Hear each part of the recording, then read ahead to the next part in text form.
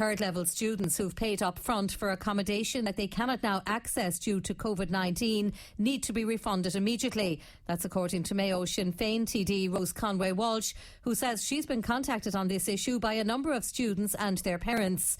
Deputy Conway-Walsh says some colleges and private landlords are providing refunds, but others are not. And she says a uniform approach is needed in terms of granting refunds to students who had to leave their accommodation early. The Sinn Féin TD is also calling on the Ministers for Education and Housing to provide clarity on the issue. That's right, Paula, it is. It's an issue for students and obviously their parents. So they've paid up front for the accommodation, but they cannot access it now because of the COVID-19 virus. And that absolutely needs to be refunded because they've paid for something that they're not going to get or they're never going to get. So it needs to be dealt with. And the most important thing is it needs to be dealt with in a uniform way, because what's happening at the moment is some of the colleges and some of the landlords are refunding, are properly recognising that, and they're refunding the accommodation cost to students, but others aren't.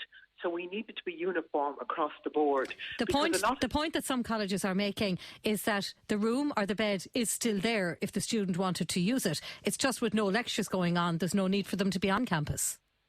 Yeah, that's a nonsense, because, it goes hand in hand, so there's no point in saying it's there. Now, in some cases, I know where people have been locked out of the accommodation as well, so that's not true across the board. But then in others where they say the accommodation is there, that nobody else is staying in it, is a nonsense that needs to be addressed. I'm hugely disappointed that it hasn't been addressed before now, but it needs to be done urgently. And the reason it needs to be done urgently is because this is really impacting on the students themselves as well. Now, many of them are studying for exams and for different things, and we have to protect the mental health and the financial health of everybody across the board, but particularly of young people who may not have the resilience built up that older people have.